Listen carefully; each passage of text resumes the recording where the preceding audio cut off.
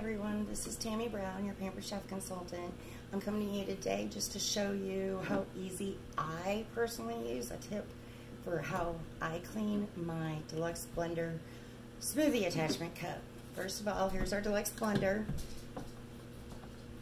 Put your attachment on it. I have water filled to the black line and just a tad bit of soap. It locks in, you'll hear the noise.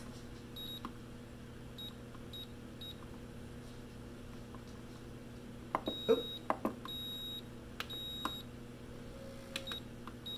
Move it over to smoothie and press.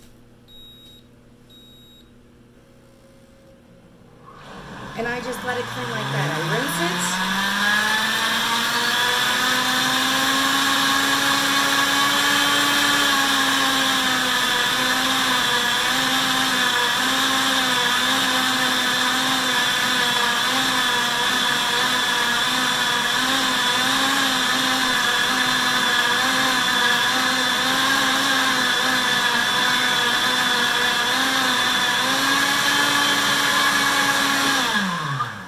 You don't even have to do the full smoothie time if you don't want to, which is 100 seconds.